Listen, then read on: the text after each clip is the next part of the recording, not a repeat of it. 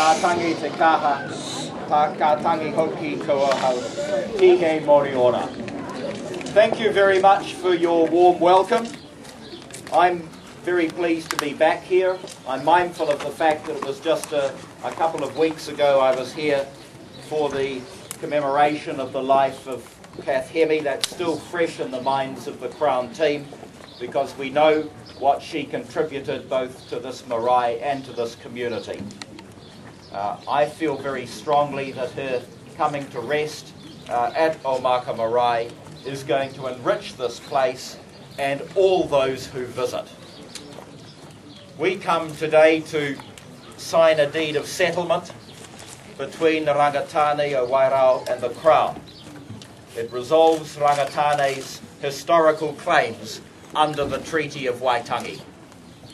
The deed represents the outcome of negotiations between the two parties since 2006. But I'm conscious that for Rangitane, this road started as early as the 1861 petition to the Crown regarding the Wairau reserves. From the signing of the treaty by Ihaya Kaikoura in 1840, the Crown has repeatedly failed properly to investigate and to recognise Rangitane's customary claims. The failure to investigate Rangitane rights in the New Zealand Company's Nelson purchase and the exclusion of Rangitane from the 1847 Wairau purchase and the 1853 Te Waiponamu deed were all failures by the Crown to meet its obligations under the treaty. The reserves provided to Rangitane at Wairau and Pukatia under their 1856 deed with the Crown were wholly inadequate, despite the Crown's purchasing agent Donald McLean stating in his diary that it would be wrong and unjust to stint Rangitane in their reserves. The operation of the native land laws led to further alienation of land and undermined the traditional tribal structures of Rangitane. When the Crown realised that iwi such as Rangitane had been rendered landless, its attempt to provide additional land in the region amounted to nothing more than a cruel hoax. I intend to read out the Crown's formal apology for these actions in just a minute. But first I'd like to emphasise the financial and the commercial redress package secured by your negotiators.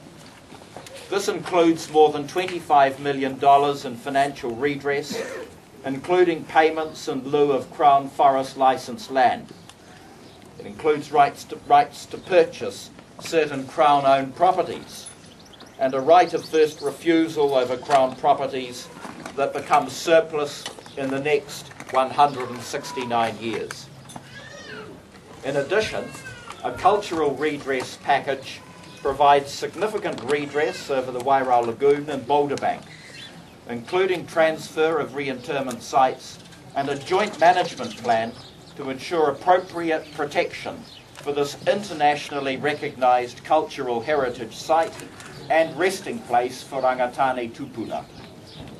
The transfer to Rangitane of 11 other sites of cultural importance, overlay classifications on lakes Rotuiti and Rotorua that will enhance and guarantee Rangitane's input into conservation management, statutory acknowledgements over the coastal marine area, rivers and other sites of significance to enhance Rangitane participation in resource management, an iwi advisory committee to provide advice to local authorities about the management of rivers and fresh water in Te Tauihu, and special instruments to recognise Rangitane's association with Titi and Te Hauihu. The redress package has been ratified by your members with a resounding 98% of those that voted supporting the settlement. Reaching a deed of settlement is a very difficult undertaking. It requires perseverance. It requires dedication. And I want to acknowledge the original claimants for Rangitane.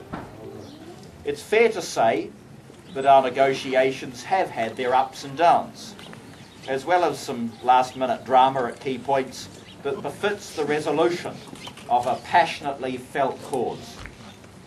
For his contribution to this process, I'd like to single out Richard Bradley, whose vision,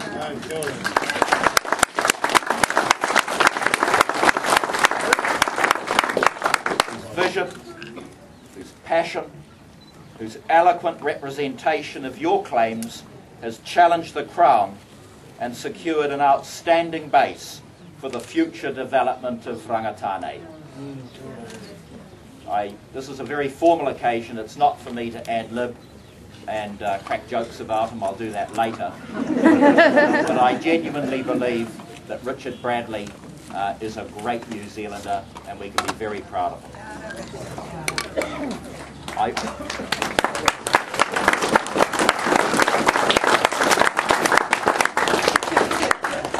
I also want to thank Judith MacDonald and members of the Trust for their astute oversight of the settlement.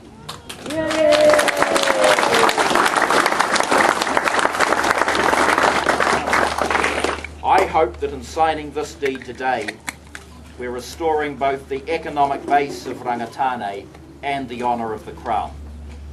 And so I finish by reading the Crown's formal apology to Rangitane for the wrongs of the past.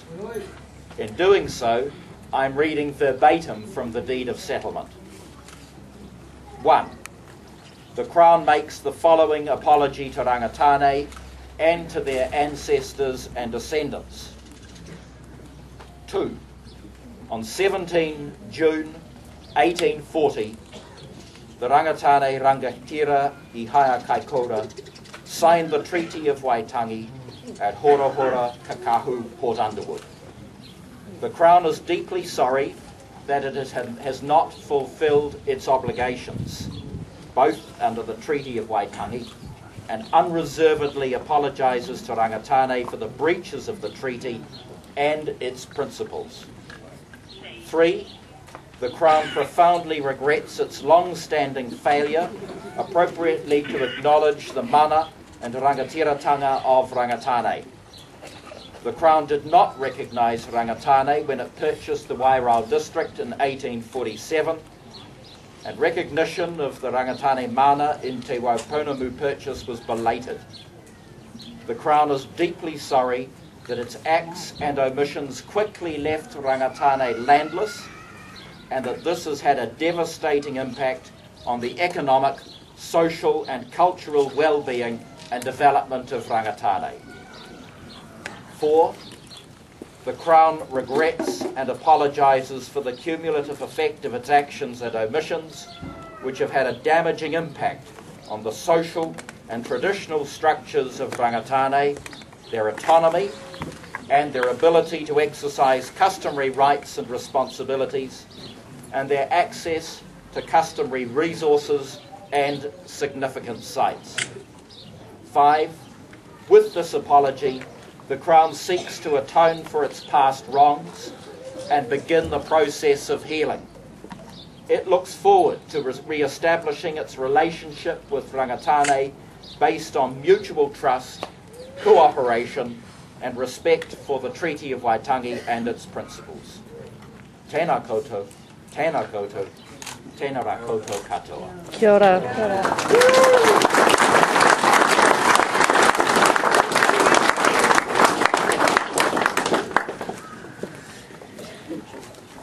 And as a symbol of reconciliation, it's my pleasure to present Judith with this photograph of the bar.